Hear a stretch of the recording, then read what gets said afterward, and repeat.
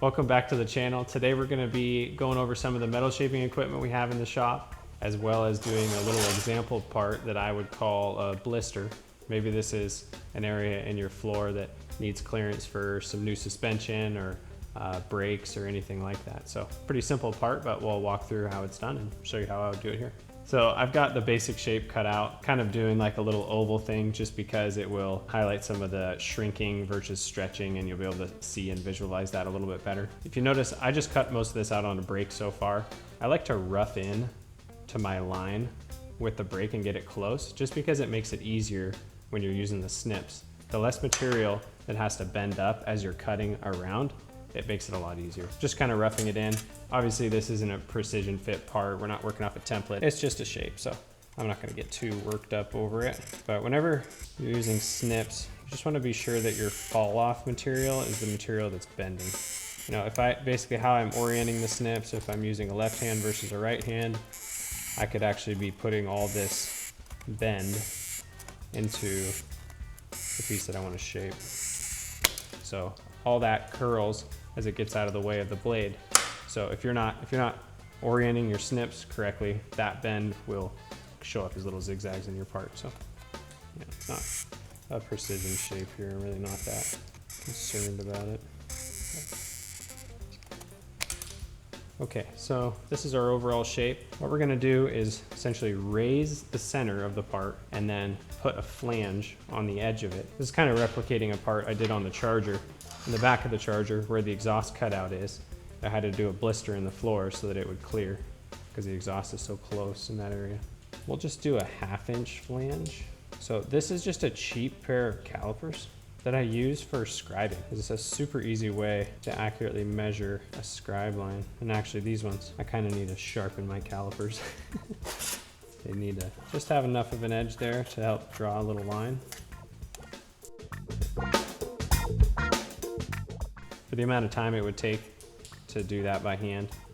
Another great way to do that is with tape. You actually just say you run a piece of 1/2 inch tape all the way around and then mark your Sharpie line off of that. We're gonna shrink and stretch it to get the blister into it, but it's kind of nice just to start a little bit of the initial shape on the sandbag. Primarily we're gonna be stretching in these two areas, and most of the middle, it'll be a little stretch, but more of a bend. This just kind of helps tell the metal where to go. You can stretch it and it would move in the planishing hammer, but this just kind of helps guide it. Noticing I'm not hitting on that flange because I don't really want to intentionally stretch where our flange is going to go. So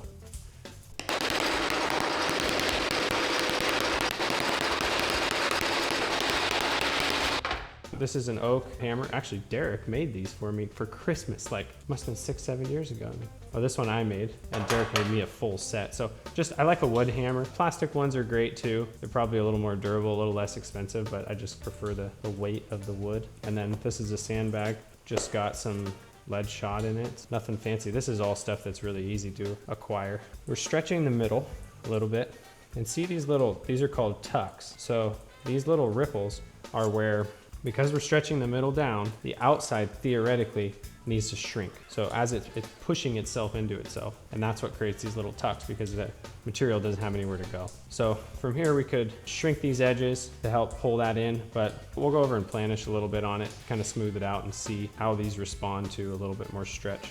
We're gonna use planishing hammer next. To select the die, you can often eyeball it, but it's nice to use these radius gauges. So these ones are from Tin Man's Garage. These are the guys that made our planishing hammer dies as well, so they sent these with that kit. Just a nice tool. It's got all the different radiuses on it. So 5, that's pretty dang close. Somewhere between a 4 and a 5, depending on what dies I have. We just want to make sure that the die has a slightly higher crown than the part, so that it's contacting in the middle. We're going to add more crown than 4 to it, so we'll just do a 3. There we go. This isn't a super high-end planishing hammer. It's worked and done everything that I've ever needed to do.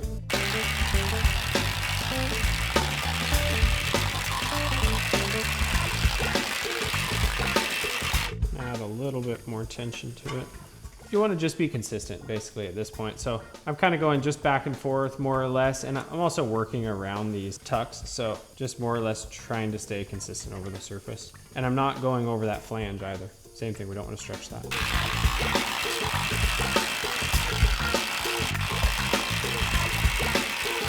Okay, so we definitely need to do a little shrink on this to get those to come around.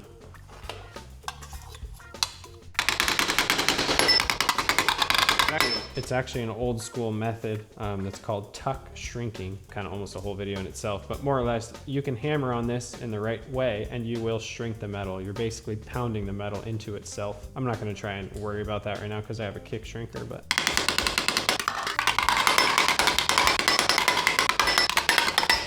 this is just a hammer. My favorite hammer is what it is. It's just double-sided flat, a Fairmont. Kind of my go-to. I like the weight of it and I like the depth of the head and the handle. It's actually a thinner handle, which I prefer for some reason. I don't know if it's because of the feedback. It's actually really thin and I have wailed on this thing. We do have a little bit of stretch in the middle. Because the sides are straight between the curves, you'll see how those are relatively flat right now, but you notice how the end is curved up like this? It's because that's an outer curve. On an outer curve, to get that to go down, we need to shrink it. So we'll use the kick shrinker a little bit. We're not gonna really shrink in this area because ultimately I want this blister to be domed in the middle. This is a shrinker stretcher. It's a Bailey shrinker stretcher. So this is a stretching die. His jaws bite into the material and then as it compresses, it separates them. So that little separation that is created as you push down. So it basically takes the metal and pulls it apart. And that's how it stretches. And the shrinking is the opposite. It grabs it out here and pushes it together and compresses it. So when you're shrinking, you want to start on the outer edge and then work your way into the part. So I'm just kind of giving it some light shrinks on this outer radius, working my way around. You'll be amazed how quick that material will move. Kind of work in a little bit. No reason to overlap with my stretches, which is these planishing hammer marks, because then I'm just counteracting what I was trying to do. But a little bit of shrink is going to just tighten up that edge and drop it down so we can see now what it's doing. So see how, I mean, that's already almost sitting flat on the table compared to the other side that hasn't been shrunk yet. It's still raised up.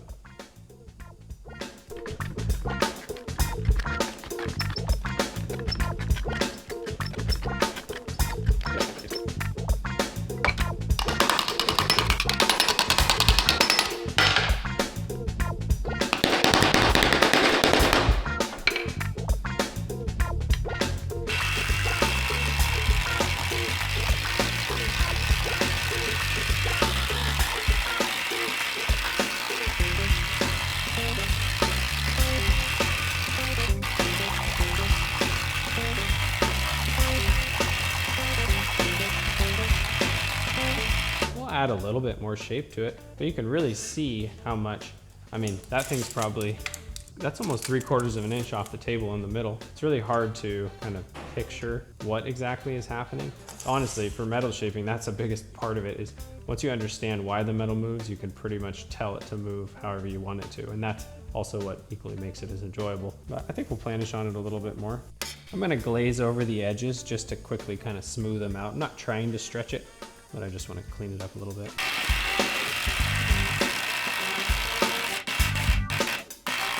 It's nice sometimes to go 90 degrees to each other. It's nice to also go at an angle. Just helps smooth the part out even more. So.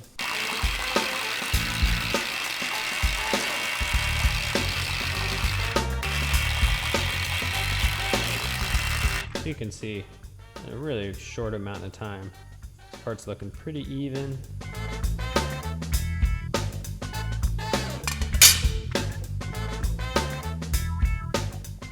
We'll roll with this. Nice little example. I'm gonna kick shrink, use a little bit more.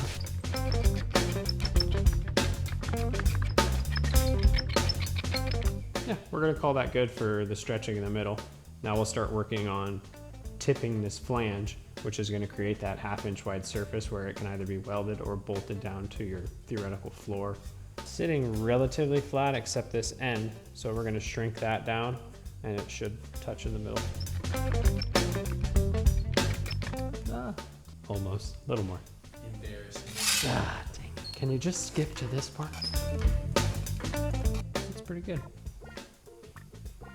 It's like everything else. You're always, with metal shaping, I could seriously spend an hour more on this part just before I tip it to get it all surface finished just perfect. I mean, I can feel a little low in between here. It's all about what you're trying to do, where your finishes you're going, and then sometimes you're limited by your skill. This is a good spot to move forward. I'm gonna clean up this edge a little bit now. You can see how it's kind of got like some peaks in it just from shrinking on it, or stuff that didn't get cleaned up when it was cut. So if I smooth that out, that'll give us a nice clean flange that I can mark out with the calipers.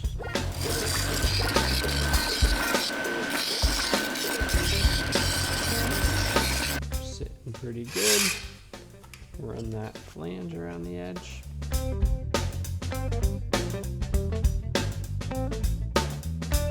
There's our line. So now we'll go over to the bead roller, get the tipping die set up. So this is bead roller. It's got a 36-inch throat, so you can really do a big part on it, which is super handy. What it does is this upper shaft is adjustable, so you can screw it down, pinch the material in between there, and then it rolls and forces the material through the machine and puts that step in it or a radius in it. It's infinite. This is called a tipping die.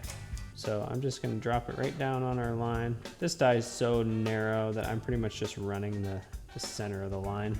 Put a little bit of tension on it so it's got some grip. The first pass, I'm just gonna run all the way around it and just kind of establish that line. This machine is variable speed off a treadle switch, which I really like because you can kind of slow down through the corners and speed up a little more on the straights if you want to.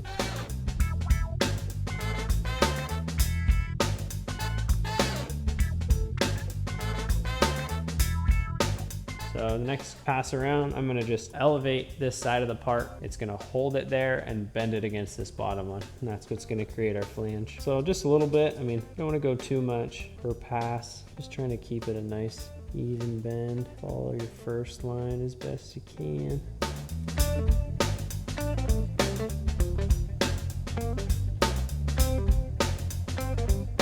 So there's that line that we're bending off of.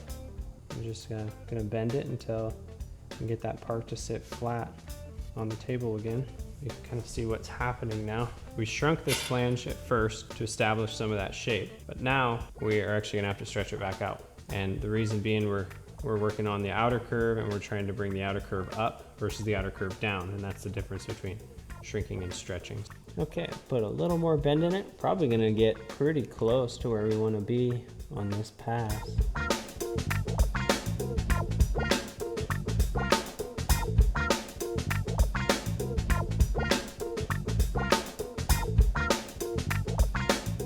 Theoretically, when we stretch this flange back out just a little bit, that middle should drop. I mean, we're splitting hairs. Sometimes the stretching pressure is not gonna fix that bend that's there, but we'll try it out.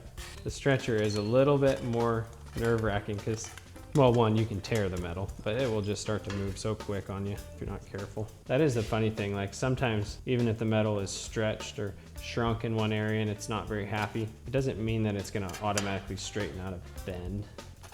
It's coming in pretty good. I mean, sits pretty flat on its own. You can see the center's elevated. This gives you that flange to mount it. Kind of just planish on it a little bit.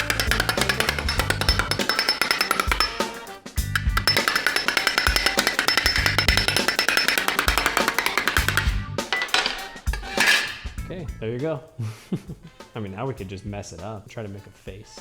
Not like a face, like a smiley face. Yeah. A self-portrait. That would be impressive. Oh, yeah, that's a whole different thing. That's not me.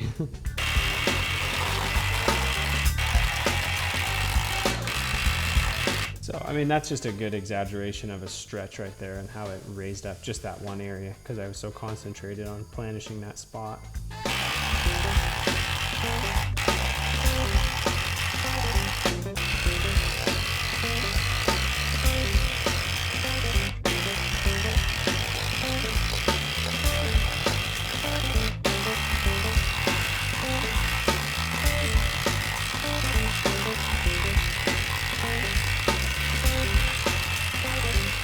Wow, beautiful. We can definitely call it at the end of the other part over there. So the next person who buys a sweatshirt gets that shipped out in their order. Guaranteed. That is for you. This is a self-portrait.